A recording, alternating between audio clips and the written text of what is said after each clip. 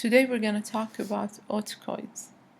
So the topics of our lecture today is to learn the basic pharmacology of the different kinds of Autacoids. These include histamine, and we're going to talk about the drugs that target the histamine receptors, and we call those antihistamines. Next we're going to talk about serotonin, serotonin agonists and antagonists, and finally we're going to talk about kinins. To start up our topics, we're going to talk about histamine and antihistamine.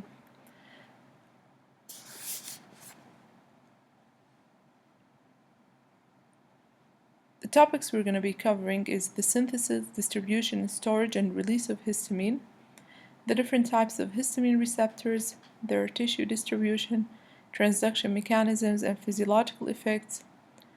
Next, we're going to talk about the different drugs. We have the first and second generation antihistamines, their pharmacological actions and side effects, and finally the clinical uses of the antihistamines.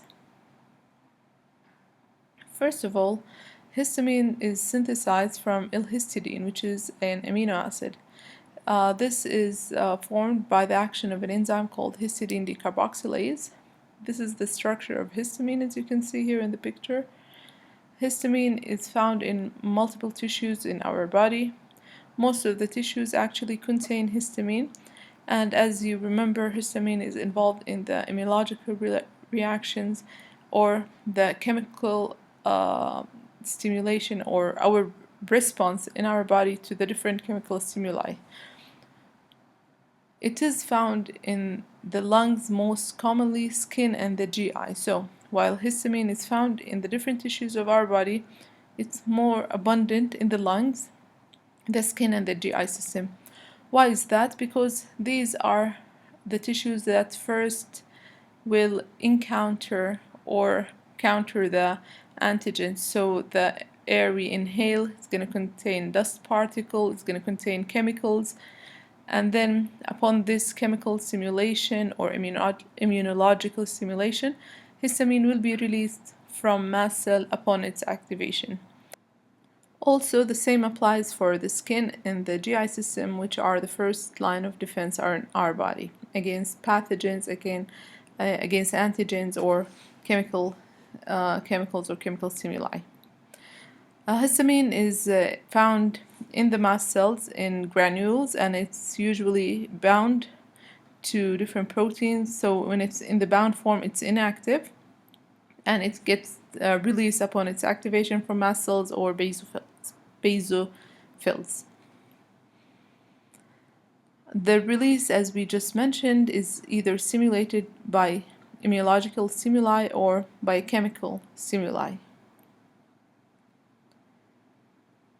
So upon activation of an antigen or encounter of an antigen, we're going to have antigen immunoglobulin E complex formation, which is going to result in increased calcium permeability in the mast cells or the basophils. This increase in the intracellular calcium will lead to mast cell degranulation, which will result in histamine release, and this usually results in type 1 allergic reaction that is characterizing urticaria or hay fever. Additionally, other immunoglobulins, such as immunoglobulin M, immunoglobulin G, can cause activation of the complement system, also leading to mast cell degranulation. This release can be inhibited by different mechanisms, either a cyclic AMP dependent protein kinase, or it can be controlled or inhibited by inhibition of the mast cell surface receptor, or which we call the histamine receptor.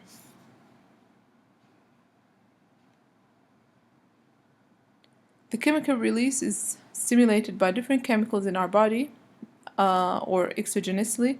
These include endorphins or exogenous endorphin-like molecules such as morphine. We have also other chemicals such as tubocurarine, which is the skeletal muscle relaxant, and this will result in release of histamine from its stores, but usually it takes days to weeks to replenish and to again fill up these stores with the released histamine. Moving on now to talk about the different histamine receptors. Histamine receptors are G protein coupled receptors, and we have two different kinds of histamine receptors. We have the H1 and the H2 receptor. H1 is mainly found in the smooth muscle, the endothelium, in the brain, in the postsynaptic cleft, and these G protein coupled receptor, as you remember, they can be either coupled to GQ, G protein, GS, GI. Specifically, H1 receptor is coupled to a GQ, G protein, which will result in formation of inositol triphosphate and diacylglycerol by the action of phospholipase C enzyme. Of course, as you remember, this will result in increase in the intracellular calcium, which will result in nitric oxide formation, increased cyclic AMP or cyclic GMP level, increased activation of phospholipase A2 and phospholipase D. On the other hand, the H2 receptor is present in the gastric mucosa. Also, it's available in the heart, in mast cells, and in the brain. Also in the brain, it's present postsynaptically. It is coupled to an adenyl cyclase, so it's an GS, G protein. Because we're talking about GS, which is stimulatory, this usually results in activation of adenyl cyclase to produce increased levels of cyclic AMP. Papers or research have shown that polymorphism of the H2 receptor has been shown to be linked to schizophrenia, which is a very interesting topic. Moreover, there is also an H3 subtype of the receptor. It's mainly present presynaptically in the neuronal tissue, and it is inhibitory. That means it's coupled to the GI G protein, resulting in decreased cyclic AMP. Decrease in cyclic AMP will result in inhibition of the calcium channel, reducing the calcium influx, which results in inhibition of the neurotransmitter release. That's why we mentioned that this kind of receptor is inhibitory. The fourth kind of receptor is H4. It's present in the bone marrow, blood cells, mainly the white blood cells. Additionally, this subtype is also inhibitory. It's coupled to the GI subunit of the G proteins. It results in decreased cyclic AMP levels, and research have shown its involvement in inflammation or allergy, and it can be responsible for eosinophil and mast cell chemotaxis, though the exact mechanism is not well understood. Now, with regards to the pharmacology, the majority of the drugs that are used in the market today, they target the H1 and the H2 receptors. Let's now review the actions of histamine in the different tissues of our body. Starting up with the nervous system, the H1 receptor is responsible for stimulation of the sensory nerve ending, which can result in urticaria, which we're going to show a picture of next. Additionally, the H1 receptor results in depolarization of the afferent nerve ending and modulation of the respiratory neuron signaling, leading to inspiration and expiration. We talked also about the H3 receptor present presynaptically. So we said it's an inhibitory receptor resulting in reduction in the release of acetylcholine. Additionally, some amine and peptide transmitters. This is the picture showing us urticaria. Urticaria, also called as hives, is an allergic reaction. It can occur due to a number of triggers. This will result in an immunological reaction that's characterized by this appearance, where we have an itchy patch of skin. So we have this elevation of the skin. It becomes red, swollen, and most of the times becomes itchy. Again, this is happening because of an antigen stimulation leading to an allergic reaction or immunological reaction of the skin. This is something that can occur due to the release of histamine. To continue with the histamine actions on the different parts of the body, on the cardiovascular system, it results in decrease in the systolic and the diastolic pressure. Why? Because histamine, as we mentioned earlier, can result in the production of nitric oxide, which is a vasodilator. So this can result in dilation of the arteries. So again, the decrease in the systolic and diastolic blood pressure occurs because of the release of endothelial nitric oxide endothelial nitric oxide. And as you remember, nitric oxide is produced by the action of an enzyme called endothelial nitric oxide synthase. This is occurring at low doses by activation of the H1 receptor.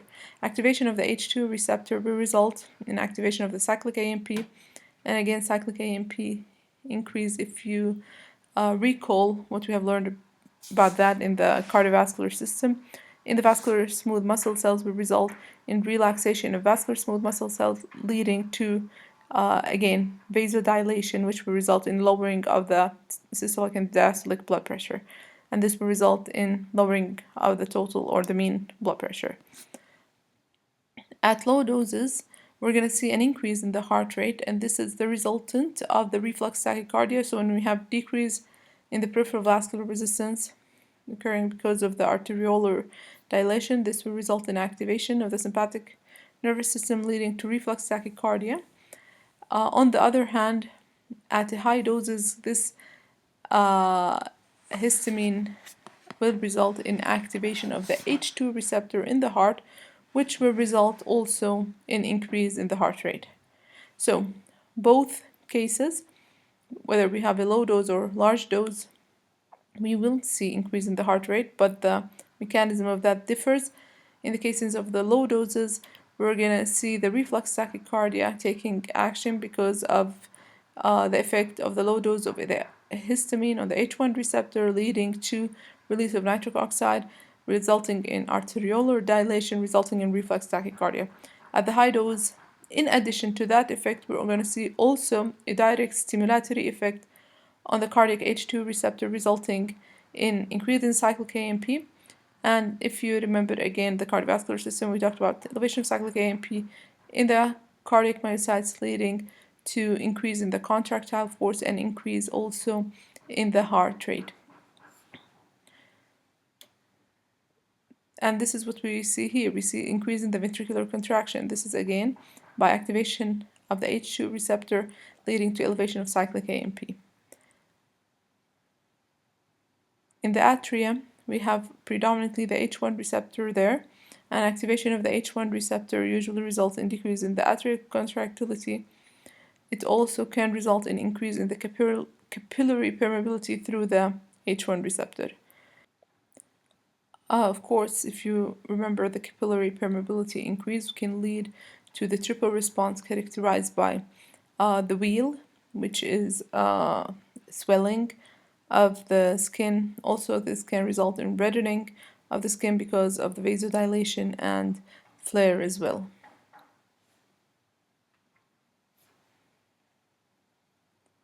On the respiratory system or the airways, histamine can result in constriction of the bronchial smooth muscles, and this occurs through the H1 receptors. In the GI tract, we talked about the H2 receptor, and the H2 receptor there increases gastric acid secretion. Also, we have the H3 receptor, which have a counter effect. It leads to decreased gastric acid secretion. But the main effect of histamine in the GI system is elevation of the acid secretion. In the GI tract as well, activation of the H1 receptor can result in constriction of the intestinal smooth muscles. Again, this is occurring by activation of the H1 receptor.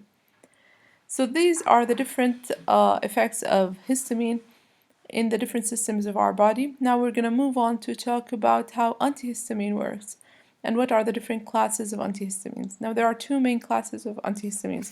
We have the first generation and the second generation antihistamines. General characteristics of these two categories: the first generation drugs have shorter duration of action, and one important side effect they can cause is sedation. On the other hand, the second generation antihistamines are longer acting and they don't have this side effect of sedation. So the main actions of antihistamine. The first one is sedation. While we mentioned this is a side effect, in some clinical conditions we can use this as the therapeutic target of these drugs. That means in some conditions we can use first generation antihistamine as sedative agents. But in general, usually people who take antihistamine to treat their allergic conditions, allergic rhinitis, sedation will become a secondary effect or a side effect. Of course, the sedation can vary among individuals, so the intensity of this effect varies among the different categories of drugs and the different kind of patients.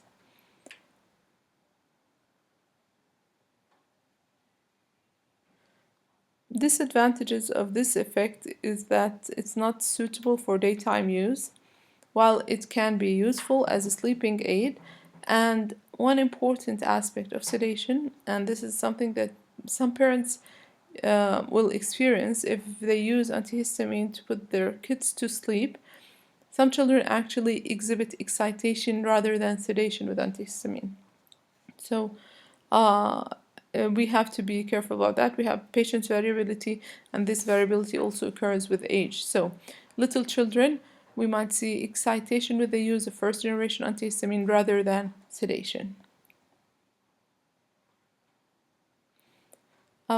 This side effect is not it doesn't cause dependence. That means it's not habit forming, so there is no worry about addiction to antihistamines.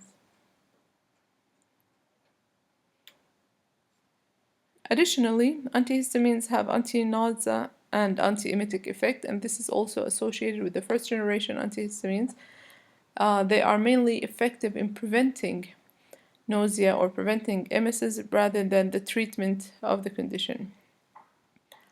Other actions of first generation antihistamine, it has anti-Parkinsonian effects, drugs that are mainly characterized by those anti-Parkinsonism effect are diphenhydramine, and that's why diphenhydramine can be given for acute dystonic reactions to antipsychotic agents.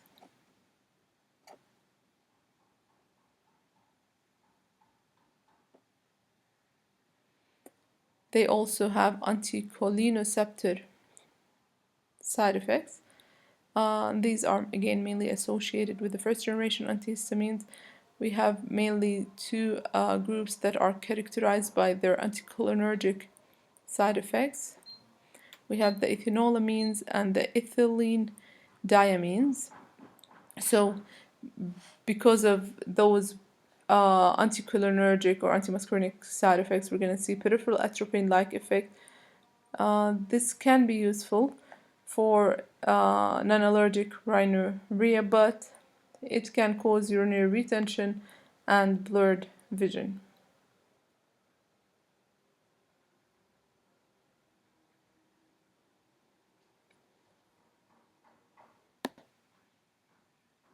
So let's again please try to remember and learn about the atropine-like effect.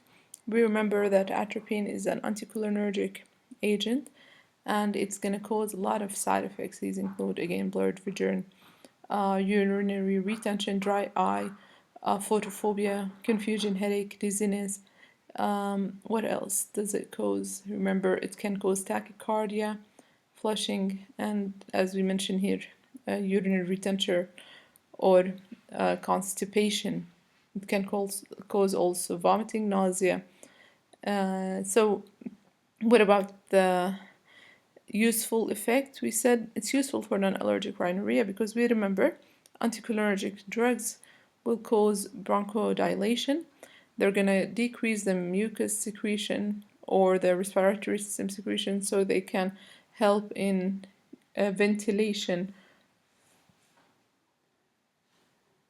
Please remember and learn again the atropine or the anticholinergic effects in order for us to understand the anticholinergic effects of antihistamines.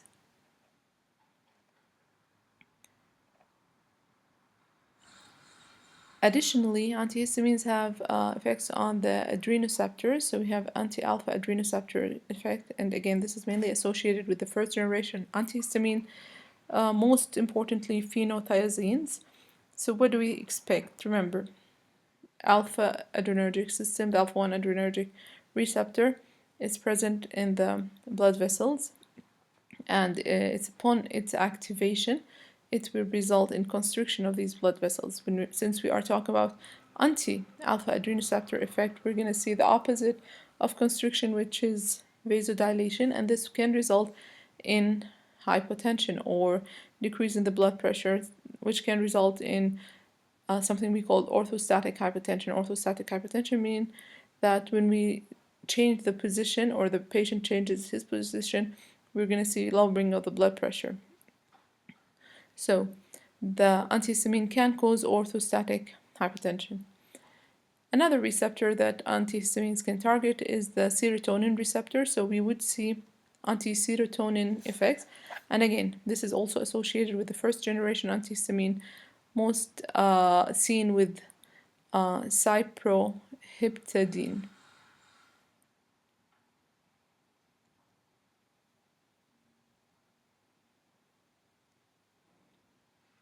Antihistamines have also a local anesthetic effect. They can block sodium channels and unexcitable membranes, and this can be used in patients who are allergic to conventional anesthetics. So we can use antihistamine sometimes for local anesthesia in patients who cannot tolerate or allergic to conventional local anesthetics.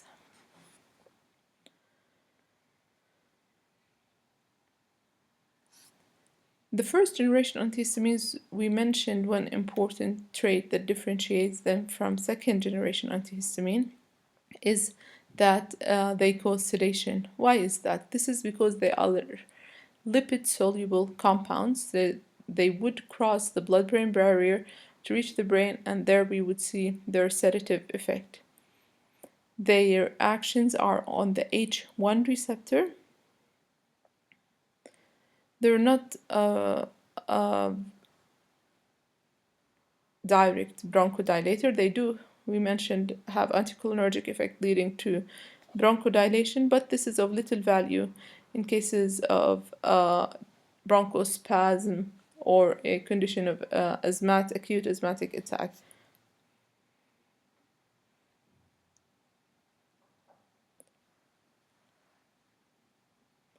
As we mentioned, they have different effects. Some of their effects occur because of their effect on the serotonin receptor. Some of their effects occur because of their effects on the muscarinic receptor or the alpha adrenergic receptor or the cholinergic receptors. We talked about sedation being sometimes a wanted effect when we use it as a sedative drug to treat, for example, insomnia or help people who have problems getting into sleep. And side effects we would most commonly worry about is their side effects related to their anticholinergic action. In addition to that, we talked about sedation being an important side effect if the drug is taken during the day, because it can impair work during the day. It can impair driving. It can impair people's judgment or ability to perform daily function. In addition to that, they can cause some side effects on the GI system, mostly on the intestinal smooth muscle cells. Differences among the different kinds of antihistamine. We talked about their differences or their affinity for the different kind of receptors. In addition to that, they have also a wide range of half-lives, and they can be given orally, and they are well absorbed after oral administration. Now we're going to talk about the different groups of antihistamine and their main action, and this is very important for you to know. We have the first group of drug called ethanolamine. One example of these is diphenhydramine. What we want to remember about diphenhydramine is that it's a very strong sedative and it has strong anticholinergic effect. It also can be used for its anti-motion sickness effects. The second group of antihistamines are ethylamine diamines. We have paralamine. It has a mild anticholinergic and moderate sedative effects, and it can result in GI side effects. These can include, for example, diarrhea. Piperazines contains two important drugs here. We have the first drug called hydroxyzine and cyclizine. Hydroxyzine is a strong sedative and anxiolytic agent. This is why it was used in dentistry in little children undergoing long procedures, because it can, first of all, cause sedation in these kids, and additionally, it reduces their apprehension or weariness because of its anxiolytic effect. Cyclizine can have mild sedative effects and anti-motion sickness effects. Alkylamines contain bromophenyramine and chlorpheniramine. These drugs have these three characteristics. They are mild anticholinergic, mild sedative, and they are usually the drugs we find in the over-the-counter cold preparation. So when we see, for example, a drug we called Panadol Night or Panadol for cold and flu, we have two versions actually. We have one for the day and one for the night.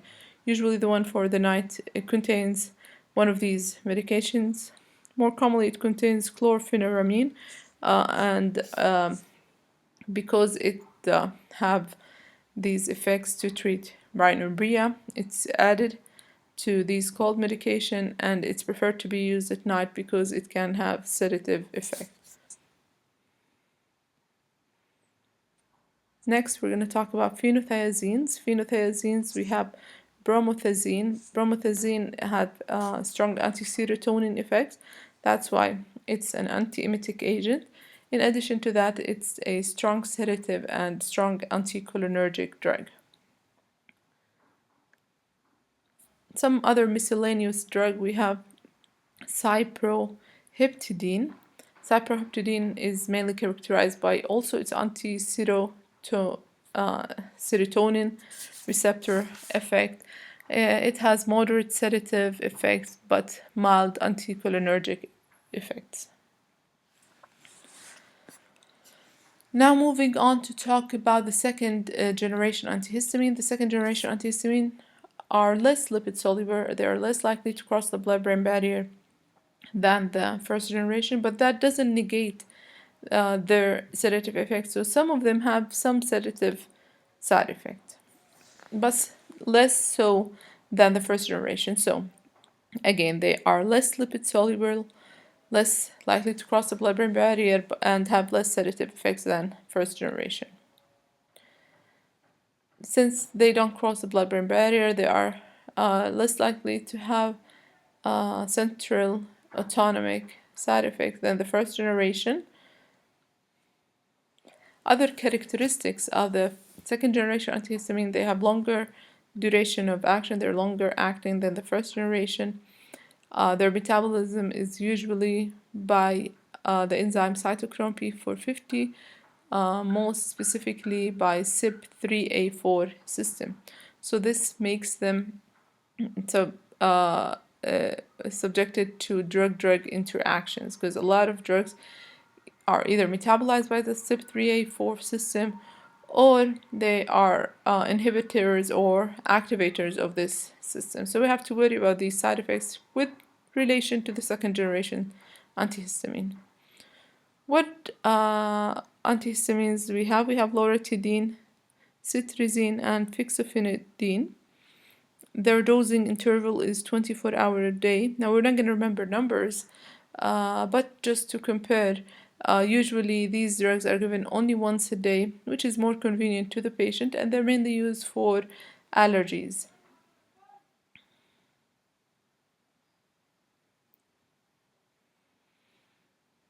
These include allergic rhinitis, urticaria, hay fever, insect bites, and drug hyperresponsiveness.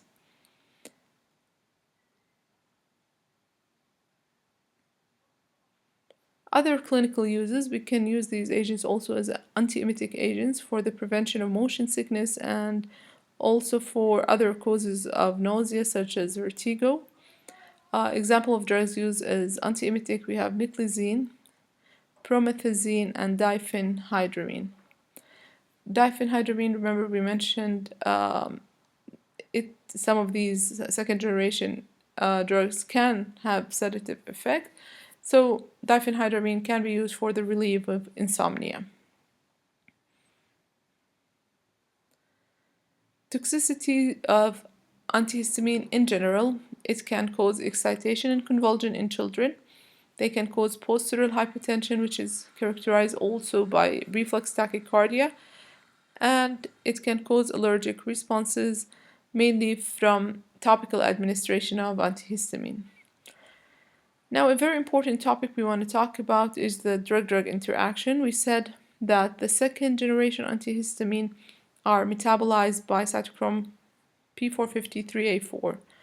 So any drug that inhibit the metabolism of these agents can result in serious side effects. For example, we have two important second generation antihistamine. One is called terfenadine, and we have estimizole.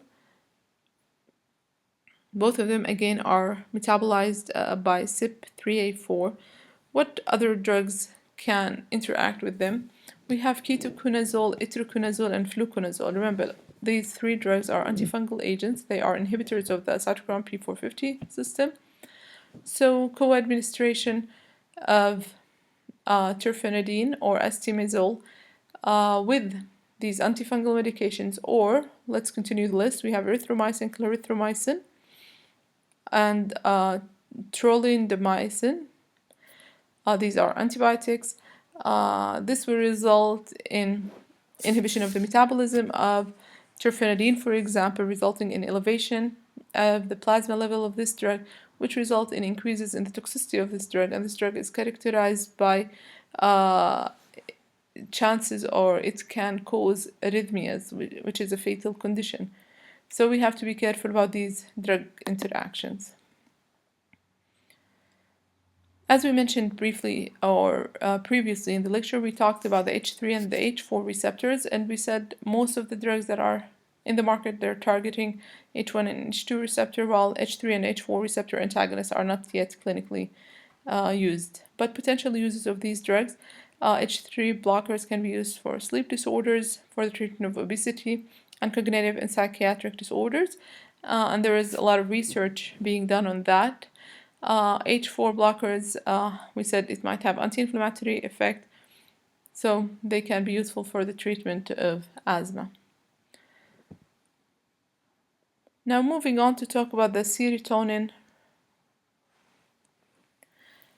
receptor, its agonists and antagonists. And let's review first of all some information about serotonin, its tissue distribution, storage, functions. Also we're going to talk about the serotonin receptors, their transduction mechanism, physiological effect. Next, we're going to move on to talk about the serotonin agonists and the serotonin antagonists. The serotonin, or it's abbreviated by 5-HT, is present in different parts of the body. For example, in the GI system, it's present in the enterochromaffin cells. Also, it can be present in the platelets and in the central nervous system. We need to remember that the platelet, they do not synthesize serotonin, but they do store it and release it. It is stored in reserpine-sensitive granules, so we would expect drug-drug interaction in patients taking reserpine as a drug. And if you remember, reserpine is taken for the treatment of hypertension.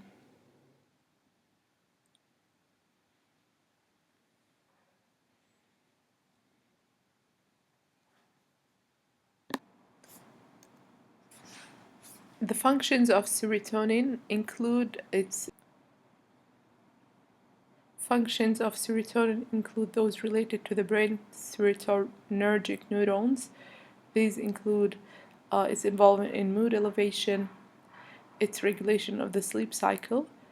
It's also involved in stimulation of the appetite, temperature regulation, pain perception, in the blood pressure regulation, and it's related to the vomiting center. Thus, it can be involved in depression and anxiety, migraine, and it has a hemostatic role in our body. This role is uh, functioning through 7 types of receptors. These are the 5-HT1 through the 5-HT7 receptor. One important subtype of these receptor, which is the 5-HT3, is a nicotinic GABA receptor. Also, it is a family of the sodium-potassium channel receptor. All other subtypes are G-protein coupled receptors. This table shows us the tissue distribution of the different subtypes of the serotonin receptor, the signaling mechanisms involved, which drugs interact with these receptors, whether these drugs are agonists or antagonists. To starting up with the 5-HT1 receptor, it's mainly present in the central nervous system. Also, it's present in the enteric nervous system. The signaling mechanism is, we said it's a G-protein coupled receptor, so it's coupled to the G inhibitory protein, resulting in decrease in cyclic AMP, or the G0, which results in slowing of the EPSP, which is the excitatory postsynaptic potential. The drug involved, or the drug that activates this subtype, is called sumatriptan. The second kind is the 5-H2, which mainly present in the platelet smooth muscle central nervous system, and it's coupled to the GQ subunit of the G protein, which can result in activation of the IP3 and diacylglycerol, leading to increased calcium release. The third kind is the 5-H3. It's present in the central nervous system, sensory and enteric nerves, and as we mentioned, it is a sodium-potassium channel. The different drugs that interact with that are ondansetron, and we're going to explain about these drugs in a bit. Then we have the 5-H4, which is present in the central nervous system, myenteric neurons, smooth muscles. It's coupled to a GS subunit, which results in increase in cyclic AMP. A drug that activates this receptor is called cispride, which was used, but now it's withdrawn from the market. Next, we have the 5-H5. It's coupled to an inhibitory G protein, resulting in decreased cyclic AMP. And then we have the 5-HT6 and 7, present also in the central nervous system. It's coupled to a GS subunit, resulting in increase in the cyclic AMP.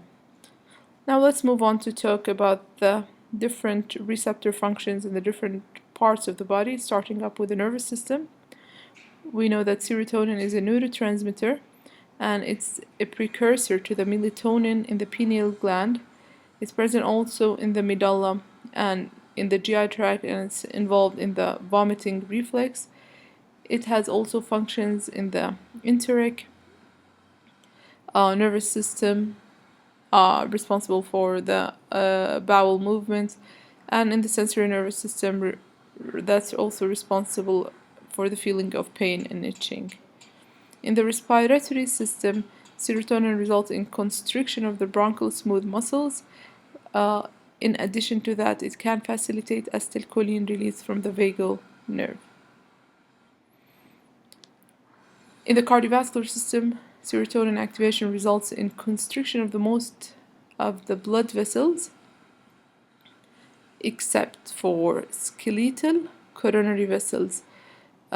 This is because in the skeletal muscles and the coronary vessels, serotonin results in activation of endothelial nitric oxide synthase to produce nitric oxide, which is vasodilatory. So, the effects of serotonin on the cardiovascular system is constriction of the most of the blood vessels, and this occurs by activation of the 5-H2 receptor on the vascular smooth muscle cells. On the other hand, activation of the 5-H2 receptor on the endothelial cells in the skeletal and coronary vessels results in activation or release of nitric oxide, which is vasodilatory.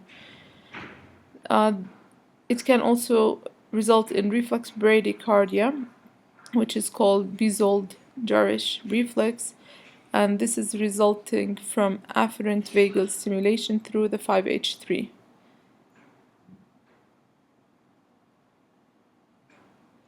So what do we expect to see when we administer a 5-HT agonist intravenously? We have a triple phasic response. The first response we see is decrease in the heart rate. This is because of activation of the vagal nerve, decrease in the cardiac output, and decrease in the blood pressure. Next, we're going to see an increase in the blood pressure resulting from the vasoconstriction. Finally, the blood pressure will be lowered because of the effect of the 5-HT2 receptors in the skeletal muscle, resulting in vasodilation. Let's also remember the effect on the platelet. We said 5-HT2 is present in the platelets and its activation results in platelet aggregation. In the GI system, we see increase in the tone and increase in the contraction of the GI smooth muscle, resulting in facilitation of the peristalsis. It results also in constriction of the intestinal smooth muscles, stimulation of the enteric ganglionic 5-HT4 to release acetylcholine. And this is why we see the prokinetic effects of cisapride.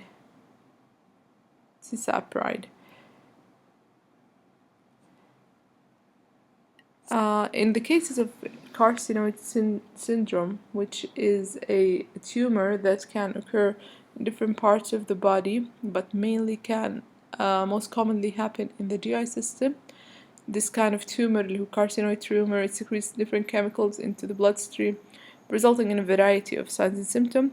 We know there is an overproduction of serotonin from the carcinoid tumor, resulting in diarrhea.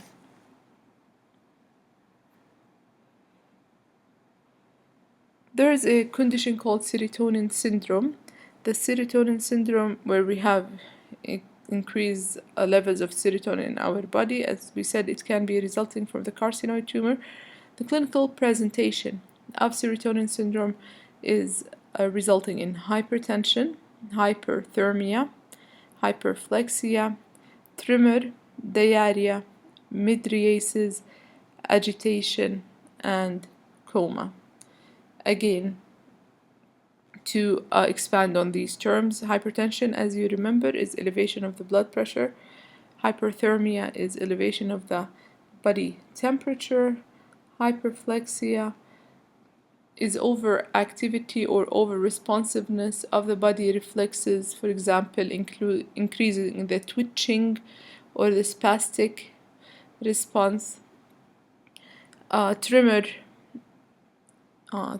is hirashe. Tremor.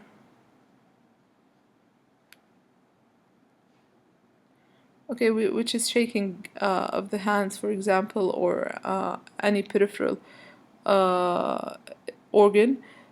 Diarrhea, mydriasis, dilation of the pupil, agitation. The patient become triggered easily, becomes angry easily, and it can eventually result in coma. What drugs can increase this condition, serotonin syndrome? We said it can occur with the carcinoid syndrome, but also some drugs can increase serotonin level. These include SSRIs, which are selective serotonin reuptake inhibitor, monoamine oxidase inhibitor, second generation antidepressants, and serotonin agonists or 5-HT agonists. What do we need to do for the patient when we are presented with the serotonin syndrome? We have to calm him down, give him sedative drugs, give him muscle relaxant. Sometimes if the patient is twitching a lot, is trembling a lot, we have to do intubation, ventilation, and give him a 5-HT blockers or antagonists. Moving on to talk about the drugs. What are the serotonin agonists? We have the first drug we're going to talk about, which is called buspirone. It's mainly used as an anxiolytic agent, so it decreases anxiety or apprehension. It is an agonist for the 5-HT1A. Next, we have sumatriptan. Sumatriptan is mainly an agonist for 1B, 1D, and it's mainly used to treat migraines. Next, we have dexphenfluramine. Dexphenfluramine, which is an appetite reducer, but this drug is withdrawn from the market.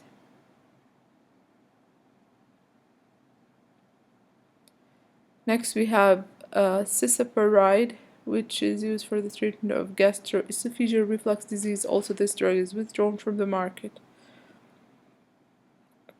So, what are in particular talking about the treatment of migraine? We said we have to use 5-HT1B, 1D agonists, and we call these drugs triptans. How do they work? They cause constriction of the blood vessel. This constricting ability prevents the vasodilation, thus we prevent the stretching of the pain nerve endings. In addition to that, they inhibit endogenous neurotransmitter release, such as the pro-inflammatory neuropeptide, which is released in the perivascular space.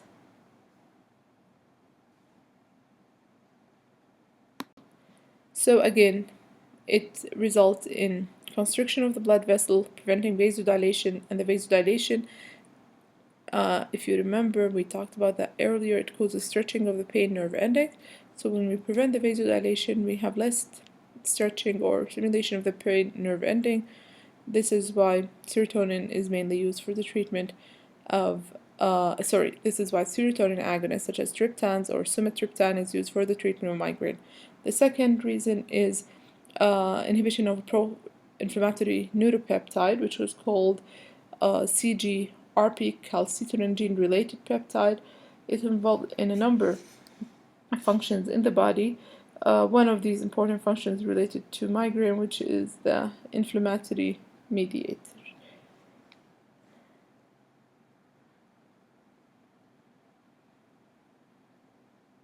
Talking more specifically about triptans, they're the first-line therapy for migraines. They all share the same mechanism of action, but they have different pharmacokinetic properties. Usually they're used as a single dose, and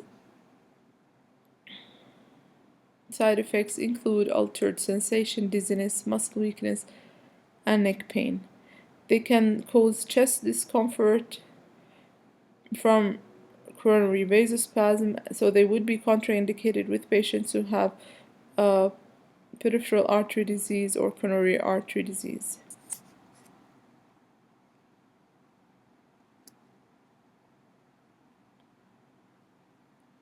Talking about serotonin antagonism, serotonin antagonists mainly block the 5-HT synthesis, and usually these drugs are too toxic.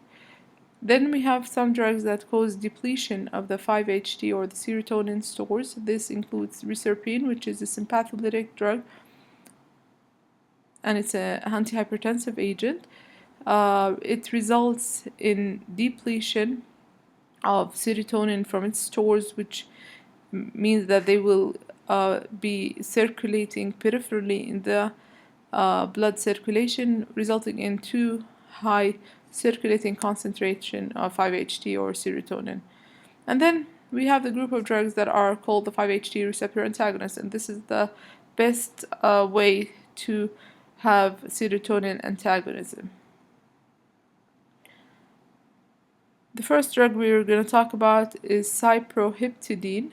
It's the 5-HT2A antagonist. It's a muscarinic and an H1 histamine type 1 antagonist. It resembles the action of phenothiazines. It can be used for the treatment of carcinoid syndrome. It can be used for the treatment of cold-induced urticaria and for serotonin syndrome. The next drug is called clozapine.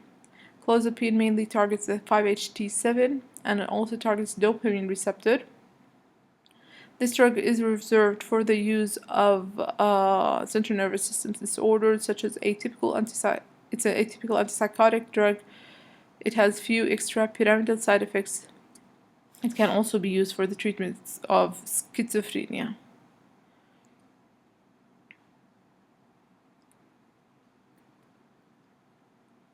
Next, we talk about another group of serotonin antagonists. We have a drug called ketanserin. It's a 5-HT2A selective antagonist. It also have effects on blocking of the alpha-adrenergic receptor. It can result in blocking of the vascular smooth muscle contraction and platelet aggregation. It's mainly used for the treatment of hypertension, but it's only approved in Europe but not in the United States. We have a very similar drug called ritanserin. It's very similar, but it doesn't have alpha-adrenergic blocking activity. The next serotonin antagonist is called ondansetron. It's a 5-HT3 antagonist. It's mainly used for the treatment or mainly for the prevention of nausea and vomiting after surgery or in patients taking chemotherapy. Another similar drug is called granisetron.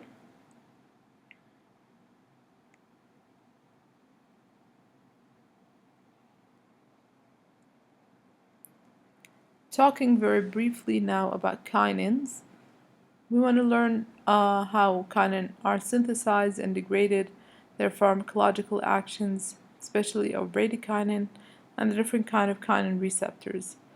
As you remember, kinins are generated from proteolytic cleavage of kininogens, either by tissue or plasma kallikreins, and other also serine proteases.